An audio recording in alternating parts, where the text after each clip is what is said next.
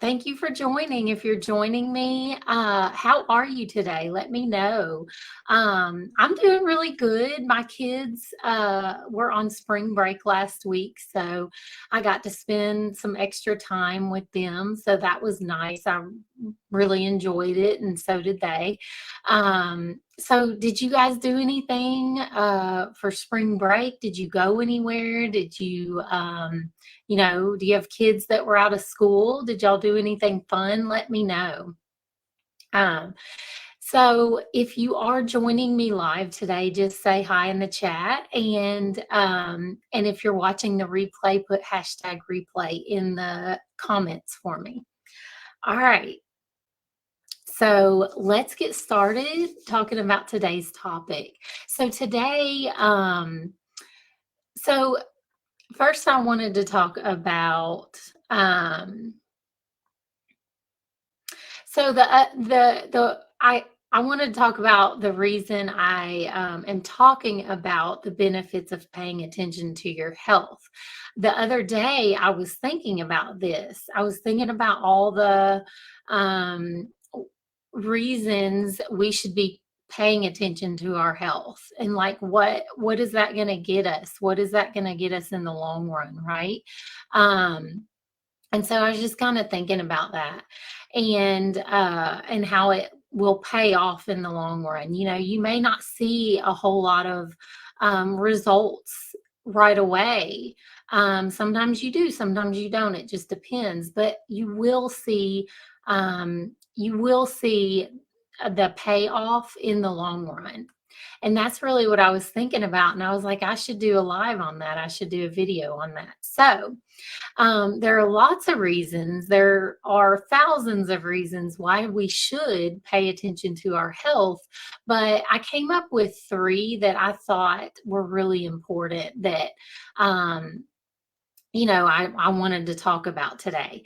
So I want to share them with you today, and I want to give you I'm going to share those real quick, but then I'm also going to give you some helpful things to start doing for your long-term health, right? Because, uh, you know, what good is it for me to give you the benefits, but not give you some tips on how you can start doing these things, how you can start incorporating, you know, healthy habits into your life for the long-term benefits, right? That's what we want to think about, especially as we get older, you know, our long-term health, you know. So that's what I'm going to talk about. So let's go into the first tip. And that is the first benefit to getting healthy is a greater chance at longevity, right? So longevity literally means living a long life, right? And having healthy habits is the best way to make this happen. The biggest predictors of longevity, I looked it up. They're making healthy food choices. I'm sure you all could have guessed that one. Getting regular activity like movement, not sitting all day. And then maintaining muscle as you age. And that has been a big one lately that I've been seeing more and more research on, that they're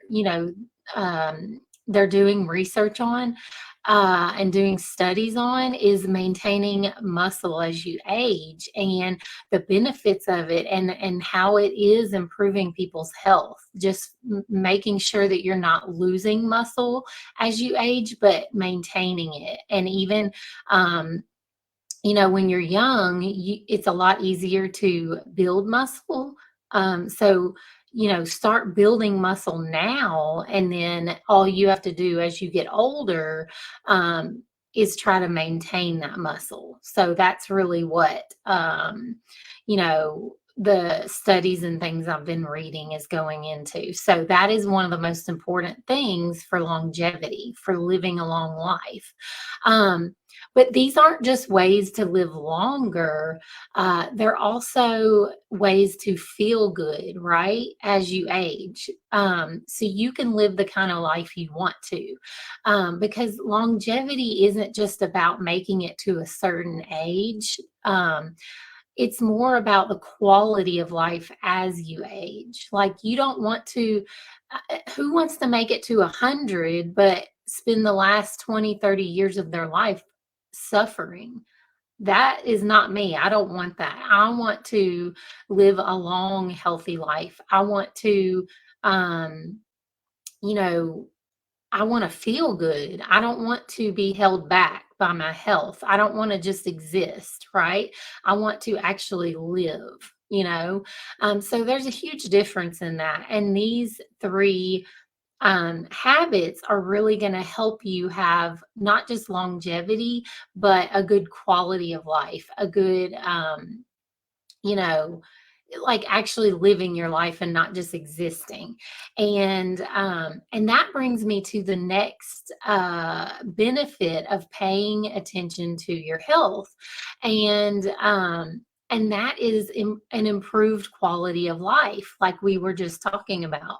So there's so many things that can add or take away to the quality of your life, right? um, you've got healthy relationships, adequate sleep, regular exercise. Those all can improve the quality of your life. Also, like finding meaning and purpose in your life, like something that you feel called to do, right? Resolving energy drains, like things that, you that drain your energy that you're not passionate about. N- that can take away from the quality of your life. And also making time for activities or people that you enjoy, that can benefit the quality of your life. It makes a big difference, right? And so I think the key to this one, to improving the quality of your life, is figuring out which of these things are important to you personally and focusing on those, because some of these things that I listed may not be that important to you. To make you happy in your life, to feel like you have a good quality of life. And then some of the things may really benefit you, that you may really, they may be important to you. So you figure out what is important to your quality of life and work on bettering those things, right? And then the last benefit of paying attention to your health, that I want to discuss today is reduced healthcare costs. And this was a big one. I was reading up on this, and really, if you focus on healthier habits in your life, this will dramatically, like studies show that this dramatically reduces the your healthcare costs in the long run. So I know we all say, "Oh, it's so expensive to buy organic food. It's so expensive to buy healthy food." The groceries are going up, and I agree they are. But in the long run, if we're not focusing on eating healthy and doing healthy habits, then our healthcare costs will end up, costing us more in the long run. And so it may equal out, it may cost more, but, I'd rather spend more now, on my health, like with the healthy foods and stuff, than have to spend a lot later in life, on disease, right? So, that's how I kind of think about it. And that's what I was reading about the other day. It really does, pay off if you can focus on healthier habits. This will help you not have to spend as much in the long run on your health. So this doesn't mean, this doesn't mean that if you practice healthy habits, you should never go get checkups, right, to save money. That's not what I'm saying. We should definitely be going to get our checkups and things like that. But it means that if you are doing healthy things regularly and trying to reduce unhealthy habits, then there won't be a need for as many doctor visits or medications or surgeries and things like that. So you will be more likely to prevent chronic health issues, therefore saving money on your health care. So let me know if that makes sense. Um, and now I want to get into uh, the tips that I have for you to help you with these benefits, the things we talked about, having longevity and improved quality of life and reducing healthcare costs. So I have some tips that I came up with that are going to help you, um, you know, get get these benefits, right? So let's talk about the actions you can take. And the first one, the first habit to incorporate is making the choice to pay attention to your diet, like I talked about just a minute ago, because food is such an important factor in all of the benefits that we just talked about, right? Everyone is different. So we have specific needs, right? We all have different needs. Um, but making sure you're getting enough macronutrients and micronutrients will help you reduce chronic disease. It'll help you build and maintain muscle, like we talked about, and it will give you the energy you need to live your life, to live the kind of life you want to live your life to the fullest, to not be held back, right? If we are getting the micronutrients and the macronutrients that our bodies need, then our body will work for us. It'll work well for us. It will be able to perform the way that we want it to and the way that we need it to, right? So we can live the kind of life that we want to. So this means eating nutrient dense foods, right? So you want to choose nutrient dense foods at least 80% of the time. You guys know my rule by now. At least 80% of the time, you want to be choosing nutrient dense meals, nutrient dense foods. And that means you need foods that contain proteins and healthy fats and vitamins and minerals and all these micro and macronutrients, right? Um, and if you focus on that most of the time, you will feel great. You will. So the other tip that I have for you is, you've got to focus on getting movement. You've got to focus on getting at least a little bit of activity in your day. Now, some of you guys have active jobs, right? You might be a waitress, you might be a nurse, you might be on your feet all day, walking, active, and that's great. But I'm really talking about the people that are sedentary, that sit at a desk, that don't get a lot of steps, that don't get a lot of movement.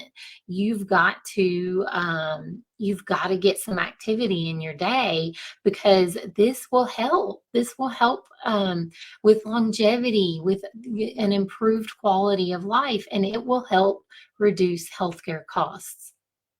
So, um, getting consistent with exercise, that will not only help prevent health issues, it will help you also build and maintain muscle. And like I said, it will help improve your longevity and your quality of life. Your body loves movement. It does not want to sit all day. It does not want to be sedentary all day. It loves movement. So if you can incorporate a little bit of cardio and a little bit of resistance training into your weeks, then this will be a game changer for your overall health, right? You'll build muscle, you'll you're going to be working your heart, getting your heart rate up a little bit, and this is so good for your health, your overall health. Um, and what I usually suggest, if you are not typically a person that exercises consistently or on a regular basis, um, I usually suggest scheduling your workouts. This is something that really helps my clients, um, the ones that I've had that don't like exercise, that don't really, it's not really their thing. It's not really something that they do. Schedule your workout times, because then, you're less likely to forget. If you schedule your workout times just like you do appointments, just like you do meetings, we have to schedule these things or we'll forget, right? Same thing with exercise. If you are not a natural exerciser, if you don't like it or enjoy it, and it's not something that you incorporate into your days or weeks, then it's something that you're going to have to schedule if you want to get better at it. And so, put it in your calendar, put it in your phone, and make sure that you don't miss your appointments, right? Your exercise appointments. Um, so that should help. And your workout sessions do not have to be an hour long. I don't know where, a lot of my clients that I've had, they're like, well, I only have 20 minutes, or I only have 30 minutes, or whatever. I don't have an hour to go work out. I don't have an hour to go walk or to go to the gym or whatever. And I'm like, what, who told you you have to have an hour? No, you don't have to. Whatever amount of time you have is better than zero, right? If you have 10 minutes, that is awesome. That's great. That's enough to get to work your muscles, to get a little cardio. You don't have to, your workouts don't have to be an hour long. Um, so even if you only have 10 minutes, that's better than nothing at all. So I want you to remember that, okay? Next time you say, I don't have time to work out, if you can just schedule 10 minutes, that's better than nothing at all. And that's going to help, with these benefits, those longevity, improved quality of life, and your healthcare costs. If you can get consistent with 10 minutes, most days, that's going to really help your health, your overall health. Um, okay, let's see. What's my next tip?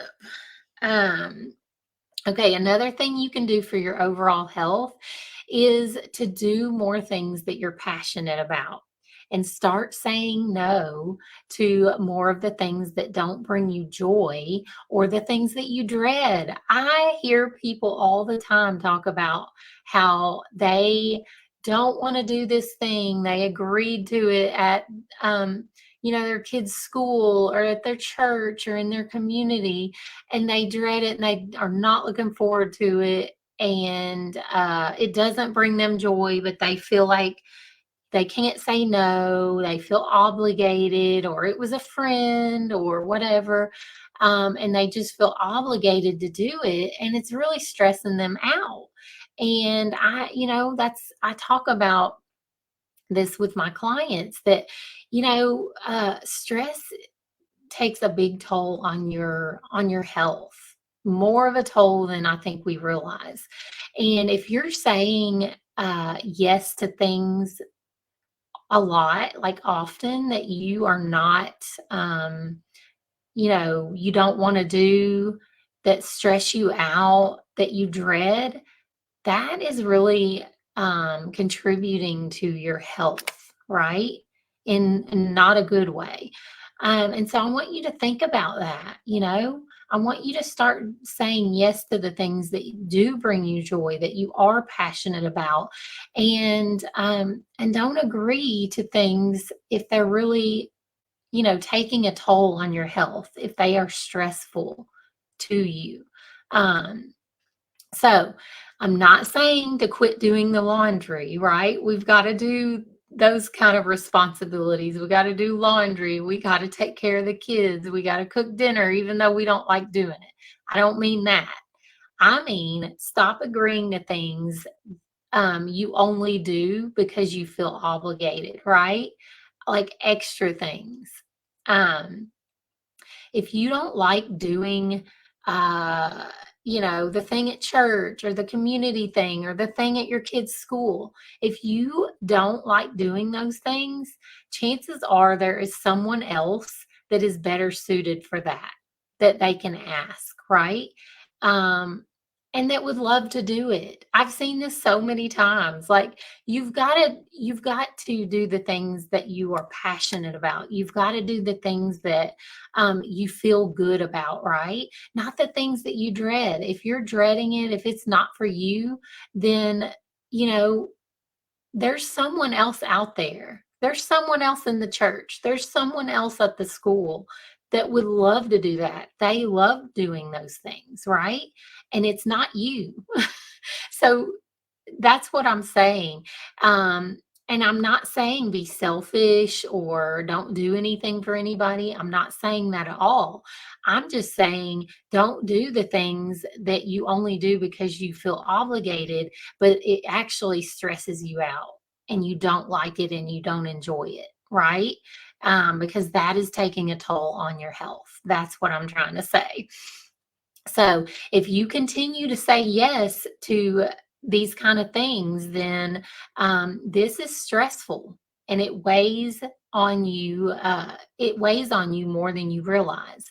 And if you guys have been around long enough, you guys know um, you've heard me talk plenty about what stress does to your health. I know that you've heard me if you've been on my lives, if you've read my posts, if you watch my YouTube videos, you know what how I talk about stress. We've got to get better at stress management because that is one of the biggest things that takes a toll on our health. Um, so start planning more activities that you love and turn down more of the ones that you're not crazy about. Okay. And then the fourth tip, you have to start sleeping well. This to me, this is right up there with stress management because I really think your sleep quality, it really it can stress you out too. If you're not sleeping well, that can raise cortisol. It can keep your body in a state of stress. So you've got to start sleeping well because good quality sleep is one of the most beneficial things that we can do for our quality of life and our longevity. If you are chronically sleep deprived, then you've got to figure out why. You've got to get to that root of why you are sleep deprived. Um, are you having trouble falling asleep? Are you waking up every night? Get to the root of it. Are you too stimulated? Are you too stimulated by artificial light at night? Are you not getting enough sunlight during the day, right? Um, are you drinking too much caffeine or are you drinking caffeine too late at night, too late in the afternoon? Are you waking up worrying? Are you stressing about something at work or something that's going on in your personal life? So you're waking up worrying.